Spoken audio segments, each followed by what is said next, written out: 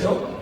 그렇습니다. 네, 북한에서 일했던 단체가 정찰총국이죠. 그렇습니다. 정찰총국은 뭐하는 단체입니까? 정찰총국은 현 북한 정권을 지탱하는 가장 핵심적인 그 기관으로서 직접적으로는 남조선의 조카 통일을 책임지고 진행하는 기관입니다. 그 중에서 선생님은 남한의 간첩을 침투시키고 간첩을 교육을 해서 침투시키는 그 일에 총대장을 하셨다고 하는데, 이 선생님이 그 북한에서 그 일을 하실 때 건국 후 그러니까 70년 동안에 북한이 한국에다 침투한 간첩의 숫자가 얼마나 됩니까? 그건 지금 해방돼서 현재까지 약 80년 됐죠.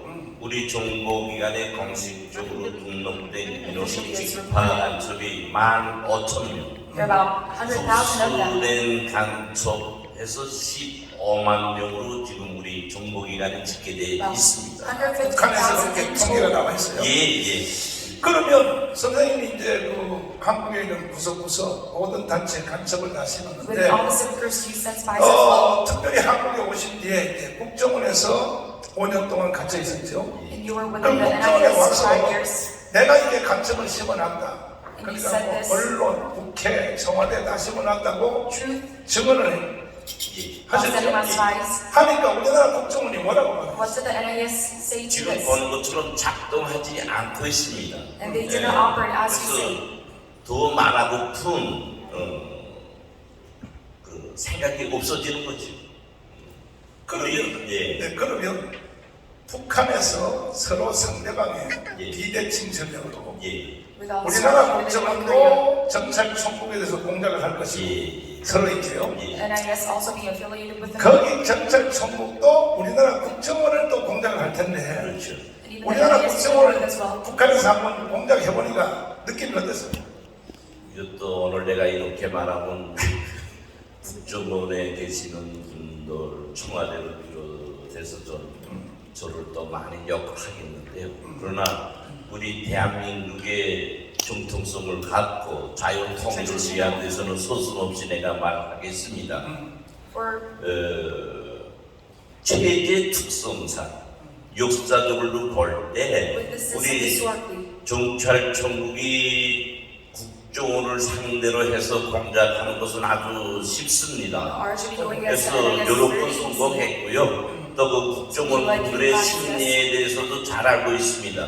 반면에 우리 국정원이 북한을 대상으로 공작하기는 매우 힘듭니다. 아니 근데 국정원이 정찰총국을 상대로 공작을 해서 북한에서 당한 적 있나요? 없습니다. 없어요? 없습니다. 지독하네요. 없습니다. 와. 근데 우리나라 국정원은 당한 적 있어요? 뭐 당한 적 있는 건 물론이고요. 저희가 국정원 공작을 했죠.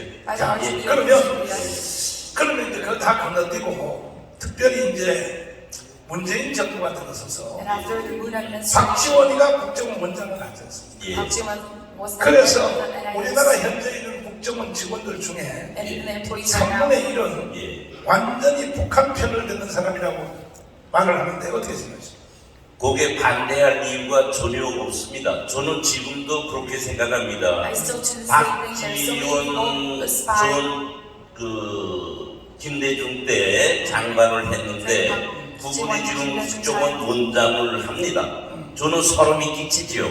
지금도 물밑으로 우리 북한 정찰총국 정보라인하고 어떤 소통을 하며 물밑거리를 하고 있는지 대단히 근심되고 근심하는 것만큼 진행된다는 결론에 닿습니다. 자, 그러면 김대중, 그 다음에 노무현, 이번에 문재인, 특별히 문재인, 이 3대 정권을 통하여 우리나라의 국정원에 있는 비밀 정보를 정찰총국에 넘겨준 것이 있나요? 그런 거 제 눈으로 못 봤기 때문에 문재인 정부는 제가 대한민국에 와서 세워진 정권이기 때문에 문재인이 보내줬다 안 보내줬다 이건 말할 수 없겠지만은 문재인은 이미 간첩으로 나게 됐습니다. 다 아시지 않습니까? 신영복 간첩을 신영복은 북한의 간첩 중에 간첩 핵심 간첩입니다. 그분을 가장 존경하는 사상리론가라고 수완하면서 정권을 통치하는 문재인이 어떤 우리 남한의 비밀을 김정은이 한데 안 줬다고 말할 수 없지요. 보도에는 USB를 내겠다는 게 나오지 않습니까? 이거는 예측이지만 무시할 수 없는 그 문재인이라는 그분의 정체성에 관해서 볼 때 저는 넘겨줬다고 예측할 수 있습니다. 일단은 그 윤석열 대통령이 이제 5월 9일날 침식을 하는데 침식하자마자 국정원 안에 있는 간첩, 국정원 안에 있는 간첩 내지는 그쪽 성향으로 한 3분의 1이 거기 들어왔는데 민간인들이 그거부터 먼저 척결을 처단을 해야 될 것 같은데 어떻게 생각하십니까? 저는 그렇습니다. 아까 목사님이 먼저 이제 말씀에서 했지만 우리가 북을 상대로 하는 데서 북이 무서운 거 아니에요. 지금 현존하는 우리 정권, 우리 사회에 깊숙이 뿌리박은 좌파 세력을 척결하는 겁니다. 우리는 이 좌파 세력을 남조선 혁명의 주력군이라고 정보기관에서는 규정하고 있고 그렇게 키워왔습니다.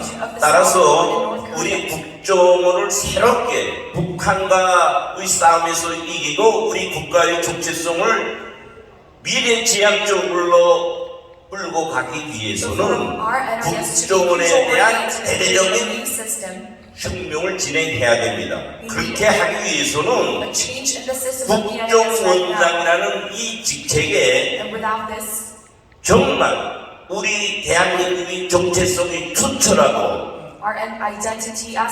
자유 가치를 소중히 여기는 그런 분이 돼야 된다. 이게 국정원이라는 원장의 자리는 놈들 보는 것처럼 시향하고 그런 자리가 아니에요.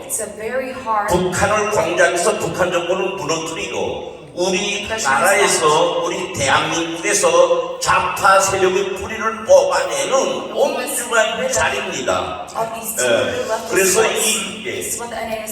일단은 우리 동서독이 통일되는 과정을 보면 상상도 못할 일이 일어났거든요. 서독에 동독 간첩이 4만 명이 있습니다. 그것도 당 대표 비서관이 있었습니다. 그런 전례를 볼 때에 서독에 간첩이 4만 명이 있었단 말이에요. 통일되고 보니까. 그렇다면 우리 남북한이 통일이 되면 우리 주도로 통일되면 남한에 간첩으로 체포된 사람이 몇 명 정도 될 것입니다. 뭐 10만 명 이상 잘 되겠죠. 근데 그 중에 가장 우리 선생님이 하신 말씀 중에 충격적인 말은 뭐냐? 국정원에 5년 갇혀 있으면서 청와대에 내가 간첩을 심어놨다. 사실 심어놨나요? 그렇죠. 자, 심어놨다. 말하니까 국정원이 그 말을 안 받아들였죠. 안 받아들였고 박지원이가 국정원장 온 뒤에 선생님을 바깥으로 내쫓았다. 내쫓았다는 것은 무슨 뜻이냐면 북한의 간첩이 내려와서 선생님을 죽이라는 뜻 아닙니까? 보호를 국정원에서 안 하겠다는 뜻 아닙니까? 그 문제에 대해서는 이제 죽이라는 말이 맞습니다. 근데 죽이는 방법은 여러 가지가 있어요. 내가 암살당할 수도 있고 암살 당하는 데는 총에 맞을 수도 있고 덕침에 맞을 수도 있고 직파 간첩에 의해 죽을 수도 있고 파견된 흡수된 대한민국 국민회의에서도 죽을 수 있고. 근데 내보내는 데서 가장 핵심은 아마도 저 같은 경우에는 가죽 주머니에 넣어가지고 마취해서 가죽 주머니에 넣어가지고 북한을 넣는 겁니다. 아마 그게 핵심이 있을 거라고 저는 생각합니다. 그러면 윤석열 대통령이 취임식 끝나면 우리 선생님은 다시 국정원에서 보호를 해야 될 것이고 국정원으로 다시 불러들여서 연구원 자리를 하나 준다든지 해서 지켜야겠다고 생각하는데 그래도 안 되니까 이제 할 것이 이제 밖에 내쫓아서 와서 우리나라 한국 언론한테 이제 얘기했죠. 내가 청와대에다 간첩 수반한다. 그 언론이 반응을 했습니다. 안 했죠. 언론이 반응했다는 것은 저보고 그는 사실 무근으로서 고집군으로 매도 있습니다. 예. 그러니까 여기에서 제가 우리 대한민국을 헐뜯거나 국제 무대에서 권위를 선상시키기 위한 것이 아니고 제가 북한에 있을 때 남한을 들여다본 견지에서 복종이 돼서 각성하라고 또 잡아내라고 하는 말인데 우리 정부는 반대 입장을 취했습니다. 그래서 간담회에서 영국으로 갔습니다. 영국 가서 BBC 방송에 출연했죠. 핵심적인 말이 무슨 말이었어요? 핵심적 말은 청와대에 간첩이 있다. 이 간첩을 있다는 걸 인지하고 우리 정권이 북한 문제, 대북 문제, 우리 시민들이 각성해야 되겠다는 그 분위기를 조성시키려고 했습니다. 그래서 전 세계가 난리가 났는데 청와대에 간첩이 있다는 걸 국민들도 잘 안 믿으려고 하거든요. 그렇죠. 그 중에서 예를 들어서 그 기관병 있잖아요. 통신병, 그다음에 밥하는 사람들, 운전병, 청소부 이런 기관병들 통해서 간첩이 심하다 그런 뜻이죠. 그러면